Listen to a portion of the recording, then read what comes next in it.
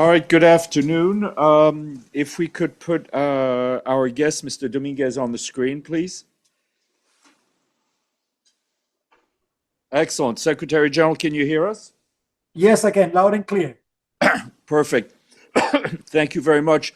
We're delighted to be joined by Arsenio Dominguez, who you know is the Secretary General of the International Maritime Organization. He's speaking to you from London in his office, where the IMO is based. Secretary General, we have a few journalists in the room, but we have a lot online. So we will let you make some opening remarks, and then we will take some questions. Thank you very much. Go ahead, sir, please. Thank you. Thank you. I'll keep my remarks very short in order to allow the time for questions. I think that will be better.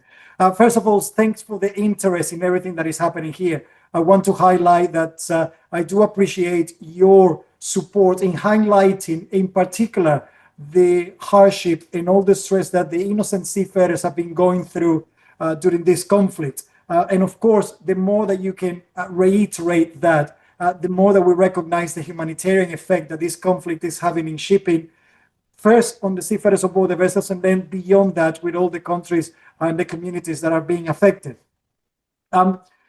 We recently, early this week, after several rounds of negotiations and following the instructions and decisions of the IMO Council a couple of months ago, together with the Sultanate of Oman, we launched the evacuation framework in order to assist the 11,000 seafarers still stranded in around 600 vessels inside the Strait of Hormuz. We're starting to get good numbers immediately in relation to the transit. Right now, there are two transits that we have communicated. The north transit on the Strait of Hormuz, which is operated by Iran, and in our website, you will find all the information of the steps that have to be taken for ships to transit that corridor. The southern part of the Strait of Hormuz, which is with the assistance of Oman and the United States, and of course with IMO in relation to the evacuation framework. We cannot use at present the traffic separation scheme that has been established by IMO since 1968, because in accordance to the Memorandum of Understanding signed between Iran and the United States, as well as information that we have from several countries, there's a presence of mines, which of course is a hazard for vessels, and until that part of the straits is demined, it is not safe to do so. And for us, any transit, any mechanism that can be put in place or the resumption of trade has to provide the securities for the seafarers. Yesterday, we received first some notifications of messages that were sent by INRC to the vessels in the region that using an unauthorized corridor will actually reflect in legal sanctions. I needed to understand what the legal sanctions were, but then afterwards we received confirmation of a ship that was hit after transiting the Strait of Hormuz on the southern part of the strait. And of course, thankfully there were no casualties, but of course, the moment that there is any negative impact on shipping and seafarers, I took the decisions following further consultations with some countries, particularly in the region, to pause temporarily the evacuation framework.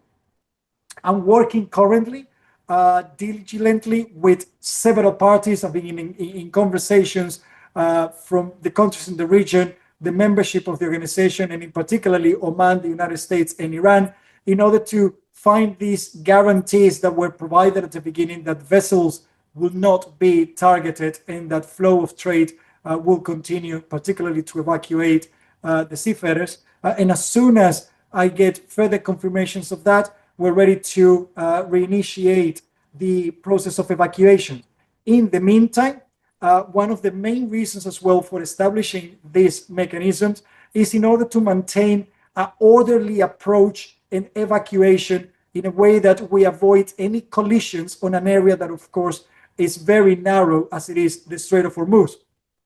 And just to conclude, from the moment that we launched the evacuation framework at the beginning of the week, to this morning, and I want to quote that the numbers that I will provide you are not completely final because I still need some time to verify any transits that have been taking place this morning.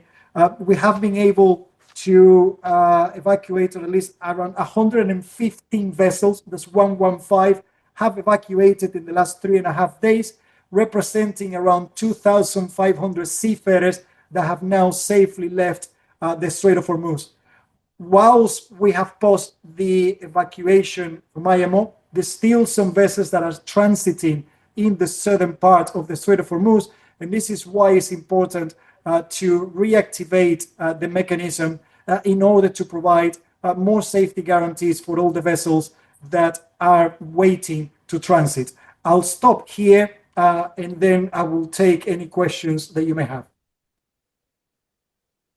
Thank you very much. We'll first go in the room, and then we'll take some questions online. Ephraim, please introduce yourself. Thank you so much. My name is Ephraim Kusaifi with Arab News Daily, and on behalf of the United Nations Correspondent Association, thank you for speaking with us today. I have two questions for you. You said that the evacuation plan will be paused until further clarity is obtained. May I ask what kind of clarity exactly are you seeking? Where will the clarity come from? So what does clarity sound like exactly? Can you tell us in details? And second, you said that the Ever Lovely, the ship that got hit, did not transit under IMO's evacuation framework. You didn't give us any more details. Can you tell us what happened exactly? Why did it not? What happened exactly? Thank you. Thank you. Go ahead, Ezra. I'll start with the latter question. We're still on the investigation on exactly what happened to the vessel, but it was hit yesterday after it have transited the Strait of Hormuz on the southern corridor. The majority of the vessels are reporting either to the coordinates that we have provided that are being operated by Oman, others are responding or contacting the authorities in Iran in order to use the northern corridor. This particular vessel, what I can confirm to you is that it was not contacting the authorities in Oman in order to transit following the evacuation framework. That's what I make that mentioning. The vessel still took at some point their own risk assessments in order to transit the corridor.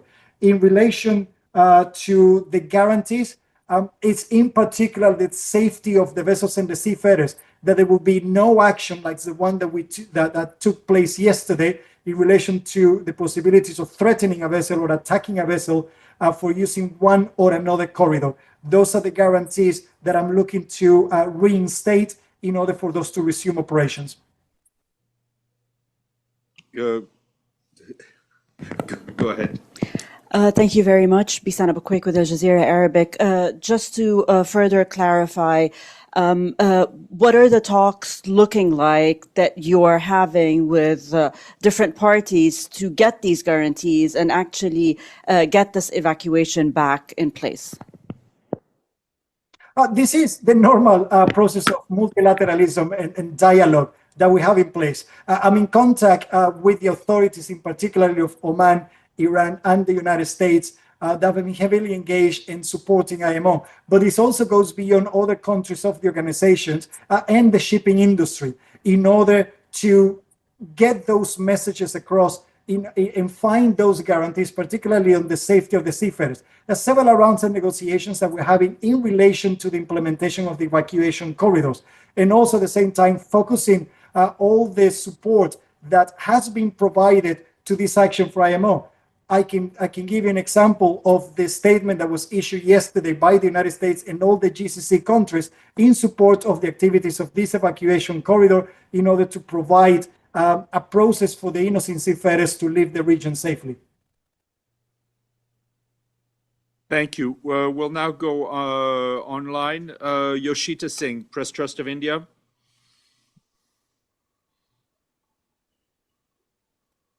Thank you. Thank you, Steph. Thank you, Mr. Secretary General, for the briefing. This is Yoshita Singh with Press Trust of India. a large number of seafarers that have been caught in this conflict are from India. There have been Indian casualties as well. 3 Indian seafarers lost their lives recently in the attack by the U.S. Navy. I just wanted to get your thoughts on has IMO spoken to some of these seafarers, especially those from India? What are some of the concerns and conversations you're having with them, and what that they have shared, and also the plans to ensure that obviously every seafarer, whether it's from India or from any other country, is safe and secure in these times. Thank you. Seafarers have been, of course, the priority of all the work that IMO and myself being carried out.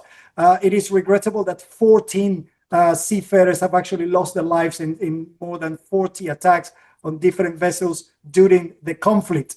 And I have the opportunity as well to speak to a few seafarers that actually have left the region and have shared all the information and the difficulties that they have gone through.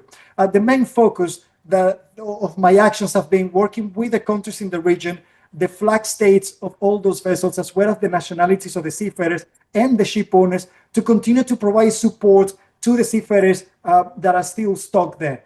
The supplies from water, fuel for the vessels, as well as food and medical assistance, to even remotely manage to contact their families so they can still have those connections. And of course, I also learned of how difficult, not only how difficult it's been for them to be in an area with so much danger and some uncertainty, but at the same time, how resilient they are and they're supporting each other. One of the key messages, and this is what I started with that here, is that seafarers feel forgotten, particularly for the global media and from everyone around the world. And whenever they turn on the news, they listen to how this conflict is really being negative for the countries, for the global economy, the fuel price, etc., and not so much attention on the innocent seafarers. So for me, the key message is very loud and clear. We need to look after the seafarers better, and shipping should not be used as collateral in any geopolitical conflict.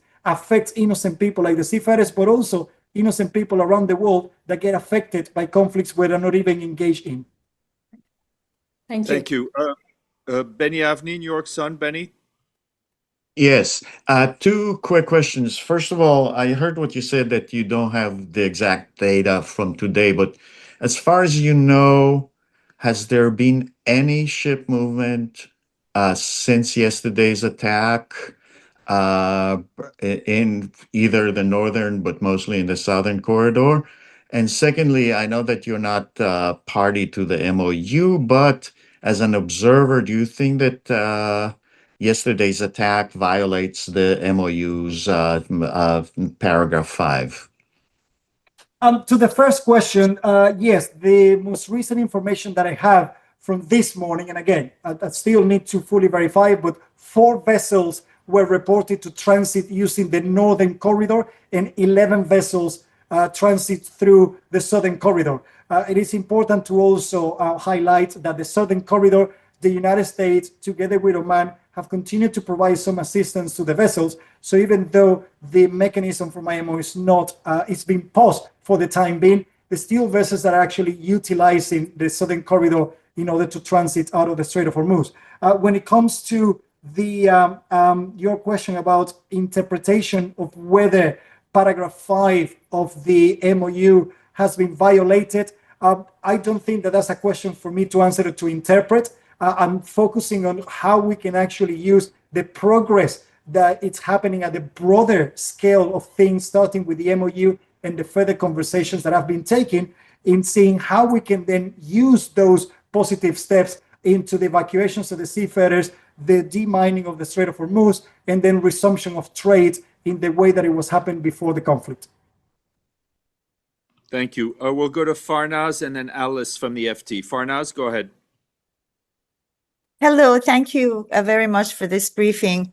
I wanted to know whether you are in regular contact with the Iranians, you coordinate when you're organizing safe passage as part of the plan for IMO to coordinate with the Iranians, and what are they telling you in terms of safe passage of ships and when things can resume to normal? Thank you. I will have not started the implementation of the evacuation framework until there were conversations and guarantees that from the authorities, particularly when it comes to Iran, Oman, and the United States, that have been assisting me greatly in this, that it will be safe for vessels to cross. And of course, my direct point of contact with Iran is always through the embassy here in London, as well as the Ministry of Foreign Affairs in Iran, which of course is the one that has direct representation and communications with international organizations from the UN, such as IMO. And of course, that's what I'm working on, that we receive those guarantees. We always take on board any concerns. I maintain constant communications with all the parties. And as soon as I'm comfortable with the communications that I receive from them, that this is something that can continue, that will go on, and that the transit of the vessels will be respected, regardless of the corridor that they decide to take, the northern or the southern corridor, then we will reactivate it. So in other words, you are independently determining which corridors are safe, or are you doing that in coordination with, or is Iran determining in coordination with you? Like, who's deciding here? I don't work in isolation. I think it's important to recognize that this is a joint effort, and that's what I speak regularly with all the member states at IMO. There's several countries that work with me. I can even mention, for example, the Coalition of the Willing, the United Kingdom, as well as France, that are using their diplomatic channels to also send the same messages. This is not something where I'm going to make a final decision. On the daily basis, I'm also speaking to the industry representatives that they speak to their operators. The more information that we get, the more information that then I have in place in order to make sure that the countries are all ready to continue the evacuation of the vessels. Thank you. All right, we'll go to Alice from the FT. And Brilliant. Thank you. Thank you for this briefing. I've got two questions, one shorter, one longer. What have you heard from Iran since the attack yesterday? Have they said anything about a resumption of the evacuation plan or anything of that sort? And then do you foresee a situation where we have to accept a regime whereby Iran and Oman are paid for management of the strait, simply to avoid, this leverage being used again in future in the way that Iran has? Thanks. On the first one, I'm still in communications with the parties in the region, in particular with Iran. And as soon as I have more information from them as well, and the guarantees that I'm looking forward to receive, we will then resume. When it comes to what is the future of the Strait of Hormuz, I'm working on step by step here, because this is, again, similar to the previous response. This is not something that we will work in isolation. My first priority is the evacuation of the seafarers. The next priority, which is in line with the MOU, is of course the demining of the Strait of Hormuz. Then we need to address aspects of comments that have been raised in relation to the management of the Strait of Hormuz and how that can be improved for the future. But all this is also linked to the conversations that go beyond the remit of the organization, which is in relation to the technical aspects of implementation of the MOU. So I prefer to focus on the first steps, make the necessary progress, and that would allow us to reach the goal that we all want, which is to resume operations in the Strait of Hormuz to the pre-conflict. thank you. We'll go back to the room, Gabriel, and then we'll go back online with the Saudi press agency. Go ahead, Gabriel. Hi, thank you, Mr. Secretary General. This is Gabriel Elizondo from Al Jazeera English News Channel. Question for you, sir. The ship that was hit was on the southern route, the one backed by Oman and the United States, not Iran. Does that tell you that Iran is enforcing its claim that only its own north corridor is authorized? Is the south route safe to use at all right now? And a follow-up to something you said in your opening remarks, you said that Iran warned that using a, quote, unauthorized route would bring, quote, legal sanctions, and you needed to understand more of what that meant. Did you get any sort of clarification from Iran on that? Thank you. Thank you. Those are the conversations that I'm having right now. This happened yesterday, and of course, as soon as I get further information on these kind of questions, which I've already posed, it's what would allow me to work with the rest of the parties in order to resume the evacuation framework. When it comes to the safeness of the routes, first of all, we do the analysis in relation to the safety of navigation on both routes, the coordinates, the geographical situations, the charting of the region, because that is what for us provides that safety aspect. Many vessels have continued to actually sail through both routes without any incident since we started at the beginning. That's why I'm looking to receive further information of the reasonings for this attack and exactly what was the nature of it in order to come to a more informed conclusion. I wouldn't want to speculate right now. Thank you. We'll go to Saudi Press Agency and then Isabelle from Libération. Go ahead, Abdullah.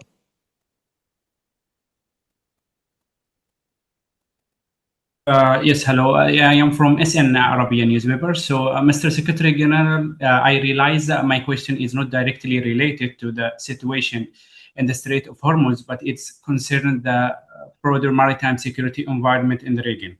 In addition of the security risk in the Strait of Hormuz, the Red Sea and Gulf of Aden, we have recently seen the hacking of vessels of the Yemeni coast, and it is different to the Somalia. Does the IMO see this an indication of increasing maritime security threats in the region? And what the additional support can the organization provide to the coastal states, including the Yemeni Ministry of the Transport, to strengthen the maritime safety and protect the seafarers? Thank you.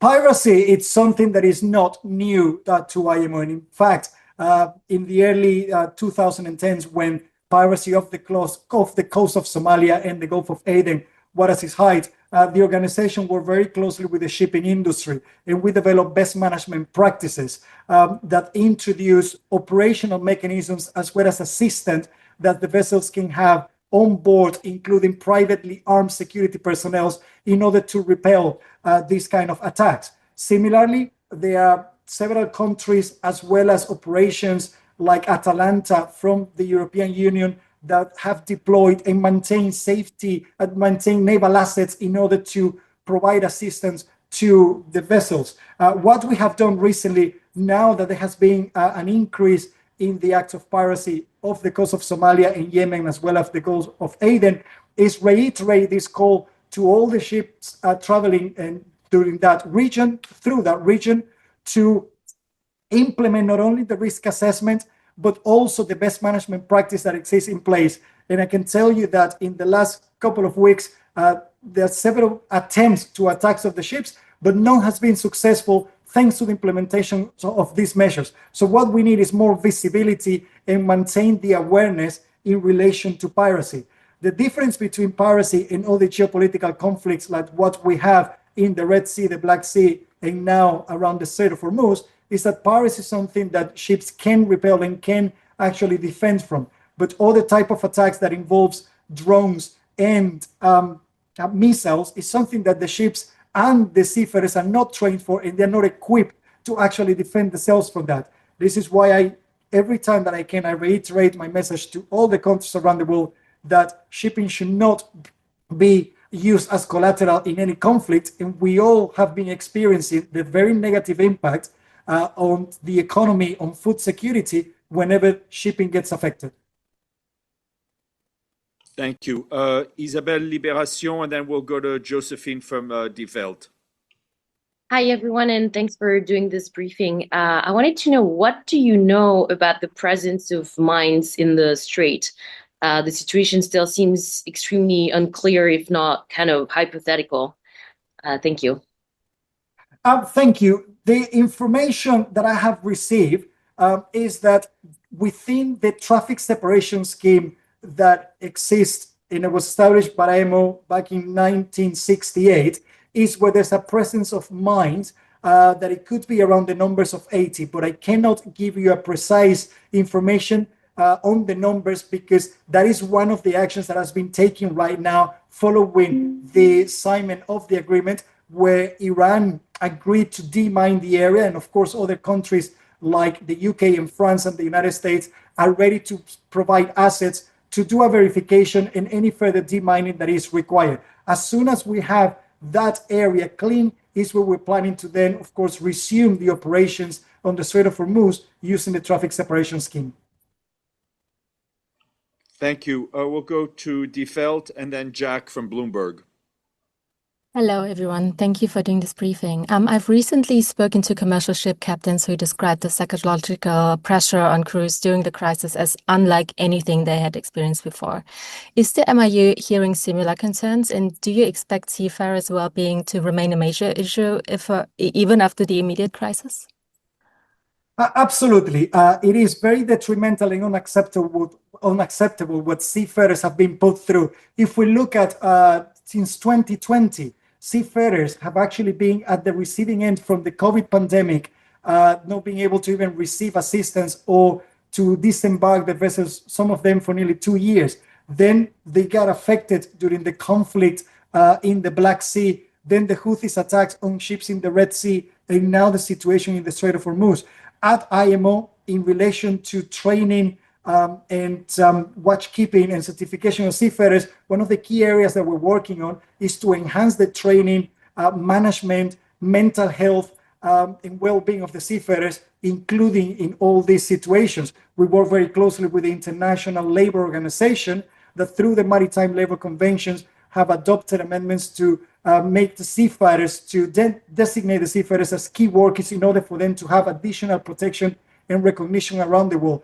Our focus will remain and maintain on the seafarers, but I need further support from everyone else to highlight not only their importance, but the fact that they've been negatively affected. And the more that we actually put seafarers at risk, the more difficult that is going to be to attract the younger generation to this incredible career. Thank you, Jack. And then we'll go to Rebecca from Wall Street Journal. Jack, go ahead. Hi there. Good afternoon, Secretary General. It's Jack Whittles from Bloomberg News. Two quick questions for you. What is the IMO's understanding of why the Ever Lovely was attacked? And what will it take to get the IMO's plan for evacuating the seafarers and vessels going again? And when might that happen? Thank you. On the understanding, it's very early days. That was happened yesterday, and we're still going through information on the investigations of what exactly happened, the reasons and motivation for this attack, and any consequences. For me, the most important part that was no seafarer was affected or injured during this incident. In relation to what it will take for us to resume, that's precisely the conversations right now in getting those guarantees, particularly for the countries in the region, that vessels will not be attacked and that we can resume the operation, particularly the evacuation of seafarers through the Strait of Hormuz. Thank you. We'll go to Rebecca from Wall Street Journal and then CBS. Thank you for the briefing. So in the original message sent from the Omani Navy, it said that the vessels will be put into groups and contacted. So could you share any information on how these groups are determined? And if vessels are not contacted, can they contact the IMO or Omani Navy? Thank you. We provided information to these kind of questions as well on our website, just for everyone to know that you probably could have additional information there. We've been working since the establishment, since the decision of the IMO Council on how we will implement this corridor. And that, of course, was always taking into account the seafarers, how long they have been there, the need for some of them to actually be evacuated, depending on the vessels, before others. And we need to do this in an orderly and secure manner. So in conversations, particularly with representatives from the industry, representatives from the ship owners and the seafarers that have direct access not only to the companies but to the vessels as well, is that we're starting to organize this list of vessels. And then from there, we provide the communication, the information to the countries in the region, both Oman and Iran. Then we utilize, for example, UKMTO, which is the coordination center. And then from there, they can start asking the vessels to start moving in an orderly manner to the holding area. And then from there, they contact Oman, and then they go through the transits. It's a normal process of operation that existed in the past before going through the Strait of Hormuz. We're just working right now in an orderly approach, and this is what we are contacting the vessels. In those informations, we've been asking the vessels not to contact us, that we will be contacting the vessels as soon as it's their turn. Thank you. We'll go to Joanne at CBS and then Joshua from Lloyd's. Go ahead, Joanne. Thank you, Secretary General, for doing this. The IRGC have suggested that they weren't informed or they didn't agree to the Southern Oman route. But the day you made the announcement in Oman suggests that people should contact Iran, and it makes it look like Iran was in fact a party to this. So can you just clarify whether or not Iran, whether it was the government or the IRGC, signed off on the Southern Corridor before this announcement? I maintain conversations with the government of Iran as well as with the government of Oman. And actually, one thing that I can reiterate was that on Monday this week, there was a meeting high level between the ministers of foreign affairs from both Iran and Oman. These topics were discussed, and this is the reason why on Tuesday we actually move forward in relation to the launch of the mechanism. Right now at present, again, carrying out investigations of what happened yesterday is when I'm still engaging with Iran in relation to the position that was taken at foreign affairs level and then the actions that were taken by the IRGC. Thank you. Joshua from Lloyd's and then Weng Cheng from Xinhua. Hi, Secretary General Josh from Lloyd's List here. Given that Iran, Oman, and the US were consulted on the plan beforehand, even if you do get the guarantees you're looking for, why should ship owners trust that the agreement will hold in the future when a vessel was attacked just days after the evacuation plan was announced?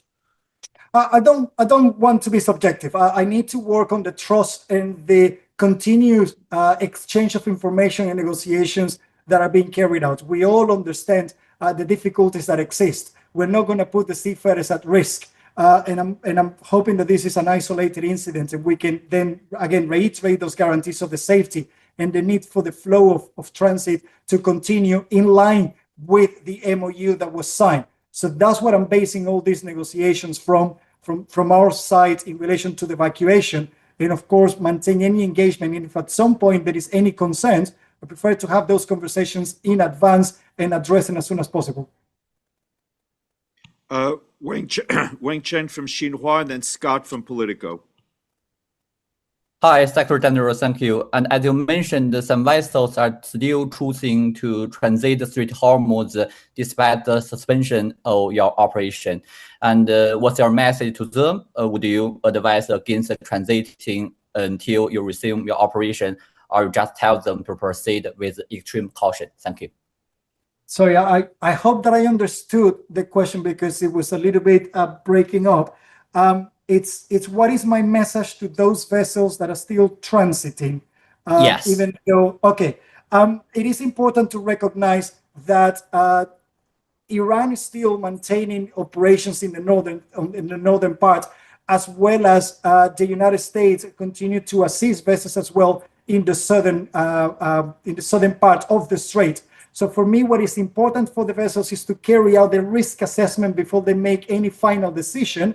And then, of course, even with the evacuation corridor of IMO, we always recommend to the ship owners and ship operators to carry out any relevant risk assessment.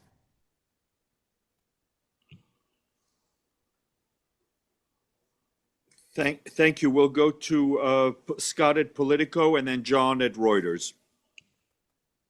Thanks for taking my question.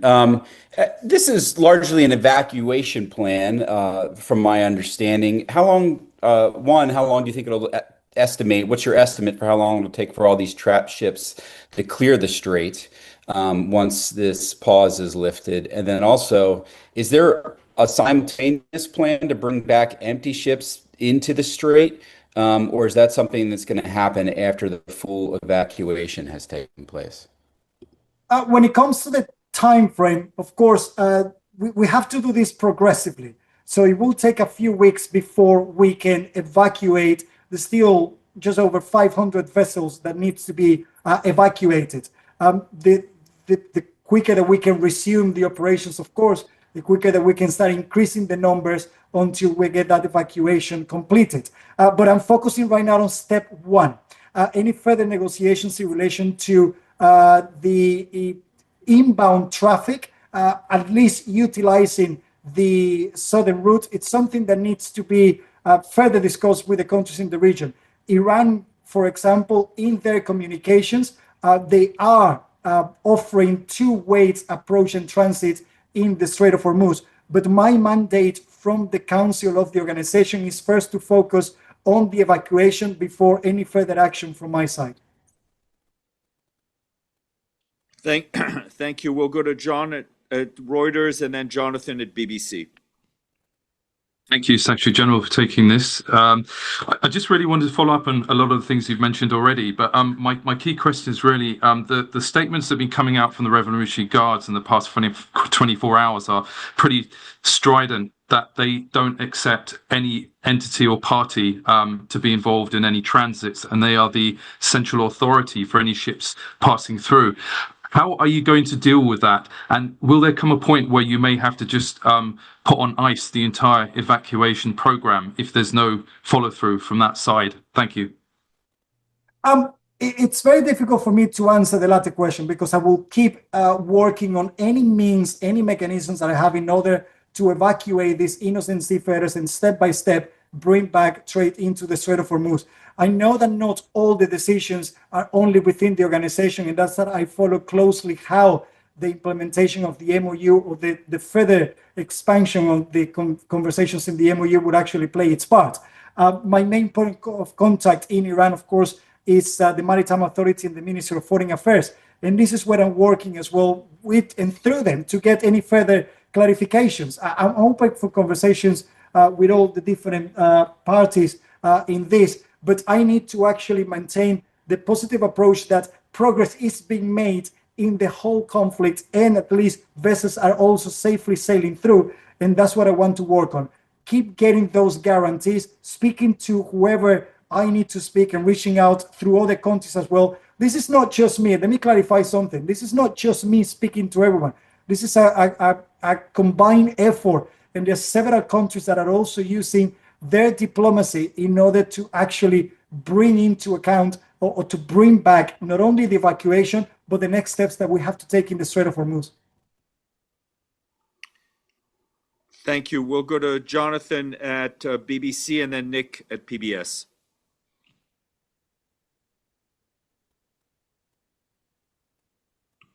Jonathan Josephs, BBC.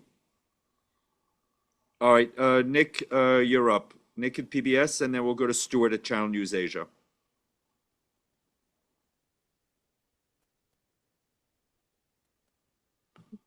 Nick, can you hear us? I think you may be muted.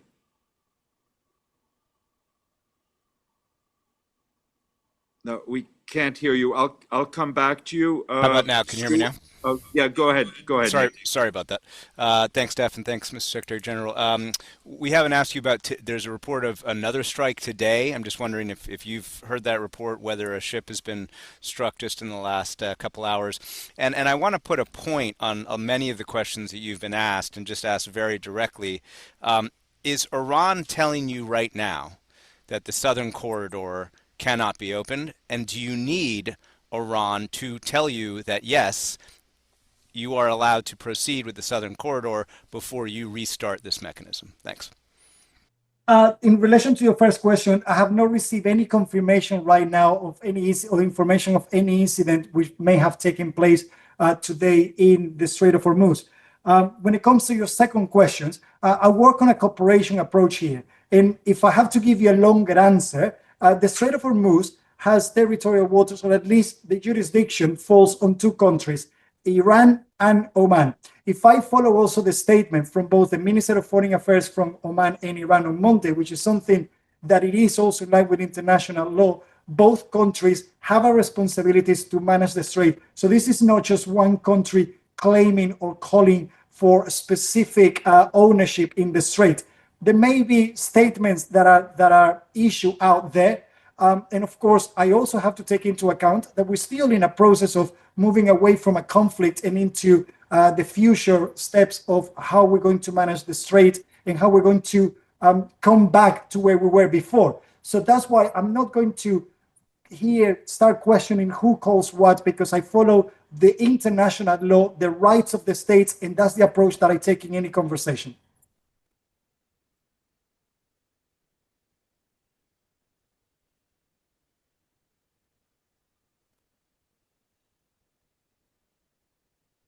Sorry, Stuart, Channel News Asia, and then Karen at the Washington Post. Go ahead, Stuart. Thank you, Secretary General. It's quite clear from the IMO FAQs about the evacuation framework that no vessel is meant to move at all until it's communicated with a host of parties. It seems the Ever Lovely did regardless. Can we just clarify here, did they make an attempt without any sense of trying to interact with the evacuation framework at all, or had there been some attempt at communication and then something went wrong? Sorry, let me try to understand whether some vessels have transited the Strait of Hormuz without any communication, or trying to communicate with IMO and they didn't get any response. Specifically on the Evergreen Ever Lovely, had it attempted to transit under the IMO evacuation framework, or had it just made a unilateral decision and this time that went wrong? Okay, now I understand the question. Thank you. I can confirm that there was no, it was not attempt right now for that vessel to be in line to transit through the evacuation corridor. I cannot confirm right now whether they contacted, for example, the United States in order to transit the Strait of Hormuz using the southern corridor. That's part of the additional information that I still need to collect in relation to what happened on this specific incident. Thank you. Thank you. We'll go to Karen DeYoung, Washington Post, and then Gamal from Kuwaiti TV. Thank you. Thanks, Steph. Thank you, Secretary General. Just following up on Nick's question, you had said that I believe that 11 vessels had transited today on the southern corridor and 4 on the northern corridor. So that would indicate that that the program is working today, and I just wanted you to clarify that. And secondly, you've spoken about U.S. assistance in the southern corridor. Could you tell us what that assistance consists of? What are they doing? The United States, if I start, sorry, let me start with the first one. Again, I need at least normally 24 hours to verify the information of all the transits of the vessels. But the initial information that I have from this morning is that 4 vessels transited using the north part of the Strait of Hormuz, and around 11 vessels the southern part. In the information that we provided on our website as well, we made it clear that both Oman and the United States have provided information of transits through the southern part of the Strait of Hormuz, and this is where some vessels may be using a different contact, different approach to go through.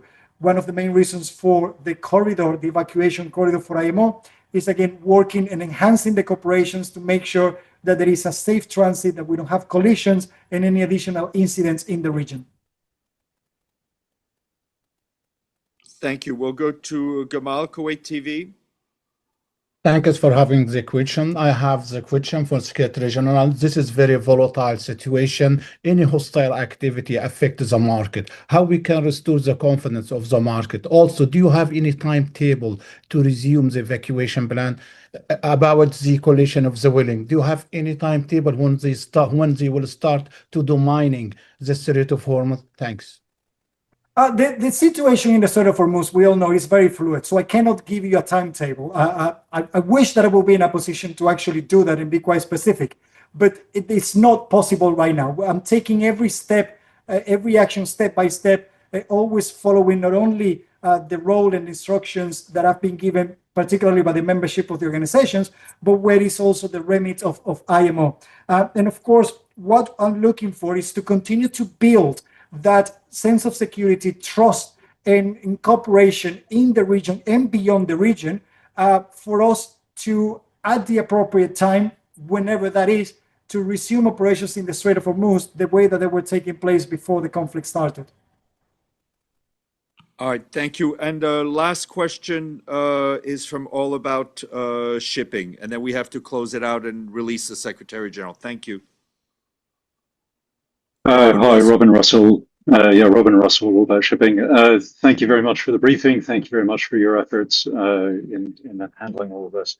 I was interested in your mention of continuing support from the US and Oman over the course of the last 24 hours. And it had been less clear to me that there was that going on in parallel to the IMO's evacuation plan since that started earlier this week. How would you describe the support that's given in that way? It seems to me as if multilateral guarantees from all the parties involved is the safest option. But how should we understand the support that the US and Oman are giving ships that are not covered under the evacuation plan? If I understand correctly, and apologies for this, when we launched the evacuation plan, we made it very clear that this was following the decision of the IMO Council in order to focus on all those 11,000 innocent seafarers that have been trapped there. At the same time, the Islamic Republic of Iran announced the routes that could be utilized, and the United States also have been working with Oman, and they announced the corridor or the routes that can be used in the southern part, which is very much in line with the routes of the corridor. What I'm working on, again, is on the multilateralism to maintain the flow in a safe manner, to bring as much commonality as possible in order to provide that information to the industry and to the seafarers and ship owners, the vessels in the region, in order for them to select. It's not for the IMO to decide what is the final decision of the vessels, if it's the North Corridor or the South Corridor. We just provide the information that exists, the one that is developed by us together with the Sultanate of Oman in cooperation with the United States, and the one that has been developed and put forward by the Islamic Republic of Iran. If I may, though, the defining feature of that, the defining feature of that evacuation corridor is the multilateral guarantees from all the parties involved. If that has fallen away, or if you're pausing it at the moment, what is left for support from Oman and the US? Are they providing military cover? Are they providing warships to go before and after or something? What does that support look like? Multilateralism is the reason why IMO and the UN exist, and the reason why we continue to make progress. It may not be the big steps that some are expecting from us, but for me, any progress that leads us into the right direction is something that we should continue to build on and work on. And that's the kind of conversations that I'm having right now.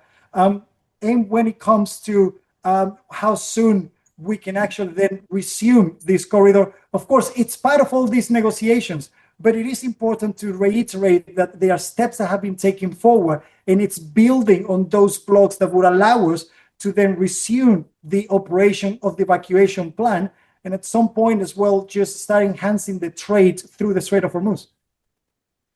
So just to press the point. Just clarify, the conversations are not broken. Conversations are taking place. I cannot give you the details of the conversation.